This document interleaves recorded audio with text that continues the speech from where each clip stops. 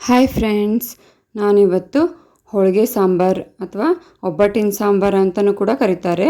ಇದನ್ನು ಯಾವ ಥರ ಮಾಡೋದು ಅಂತ ತೋರಿಸ್ತಾ ಇದ್ದೀನಿ. ನೀವಿನ್ನು ನನ್ನ ಚಾನಲನ್ನು ಹೊಸದಾಗಿ ನೋಡ್ತಾ ಇದ್ದರೆ ಪ್ಲೀಸ್ ಸಬ್ಸ್ಕ್ರೈಬ್ ಮಾಡ್ಕೊಳ್ಳಿ. ಹಾಗೆ ಪಕ್ಕದಲ್ಲಿರುವಂತಹ ಬೆಲ್ ಬಟನನ್ನು ಕ್ಲಿಕ್ ಮಾಡ್ಕೊಳ್ಳಿ. ನನ್ನ ಎಲ್ಲ ವಿಡಿಯೋ ನೋಟಿಫಿಕೇಷನ್ಸ್ ನಿಮಗೆ ಬರುತ್ತೆ. ನೋಡಿ, ಈ ಸಾಂಬಾರು ಕನ್ಸಿಸ್ಟೆನ್ಸಿ ಈ ಥರ ಇರಬೇಕು. ತೀರಾ ತೆಳ್ಳಗೂ ಆಗಬಾರ್ದು, ತೀರಾ ಗಟ್ಟಿಗೂ ಆಗಬಾರ್ದು, ಮೀಡಿಯಮ್ ಆಗಿರಬೇಕು. ಹಾಗಿದ್ದರೆ ಬನ್ನಿ ಯಾವ ಥರ ಮಾಡೋದು ಅಂತ ನೋಡ್ಕೊಳ್ಳೋಣ. ಮೊದಲಿಗೆ ನಾನು ಒಂದು ಪ್ಲೇಟಲ್ಲಿ 5ರಿಂದ 6 ಒಣಮೆಣಸಿಕಾಯಿನ ತೊಗೊಂಡಿದ್ದೀನಿ. 2 ಬೆಳ್ಳುಳ್ಳಿನ ಸಿಪ್ಪೆ ಬಿಡಿಸಿ ಇಟ್ಕೊಂಡಿದ್ದೀನಿ. ಚಕ್ಕೆ ತೊಗೊಂಡಿದ್ದೀನಿ. ಸ್ವಲ್ಪ ಒಣ ಕೊಬ್ಬರಿಯನ್ನು ಕಟ್ ಮಾಡಿ ಇಟ್ಕೊಂಡಿದ್ದೀನಿ. 1/2 ಟೇಬಲ್ ಸ್ಪೂನ್ ಆಗೋಷ್ಟು ಮೆಂತ್ಯ, 1/2 ಟೇಬಲ್ ಸ್ಪೂನ್ ಆಗೋಷ್ಟು ಜೀರಿಗೆ, 1 ಟೇಬಲ್ ಸ್ಪೂನ್ ಆಗೋಷ್ಟು ಹವೀಜ್ ಕಾಳನ್ನು ತೊಗೊಂಡಿದ್ದೀನಿ. ಸ್ವಲ್ಪ ಕರಿಬೇವಿನ ಸೊಪ್ಪು ಮತ್ತು ಒಂದು ಈರುಳ್ಳಿನ ಈ ಥರ ಕಟ್ ಮಾಡಿ ಇಟ್ಕೊಂಡಿದ್ದೀನಿ. ಇವಾಗ ಒಣಮೆಣಸಿಕಾಯಿನ ತೊಗೊಂಡು ಹಂಚ್ ಮೇಲೆ ಹಾಕ್ಕೊಂಡು ಅವನ್ನ ಸ್ವಲ್ಪ ಎಣ್ಣೆ ಹಾಕಿ ಹುರ್ಕೊತಾ ಇದ್ದೀನಿ. ಲೋ ಫ್ಲೇಮಲ್ಲೇ ಹುರ್ಕೊಳ್ಳಿ. ಈ ಥರ ಕಲರ್ ಚೇಂಜ್ ಆಗಿದೆ ಅಂದಮೇಲೆ ಎತ್ತಿಟ್ಕೊಳ್ಳಿ.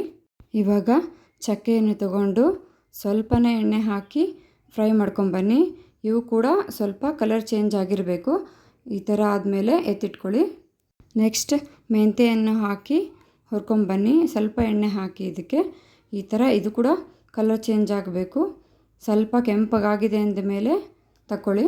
ಇವಾಗ ಧನಿಯಾ ಅಥವಾ ಹವೀಜ್ ಕಾಳನ್ನು ಹಾಕ್ಕೊಂಡು ಅದಕ್ಕೆ ಜೀರಿಗೆಯನ್ನು ಹಾಕ್ಕೊಂಡು ಹುರ್ಕೊಂಬನ್ನಿ. ಸ್ವಲ್ಪ ಎಣ್ಣೆ ಹಾಕಿ ಈ ಥರ ಫ್ರೈ ಆಗಿದೆ ಅಂದಮೇಲೆ ತಗೊಳ್ಳಿ.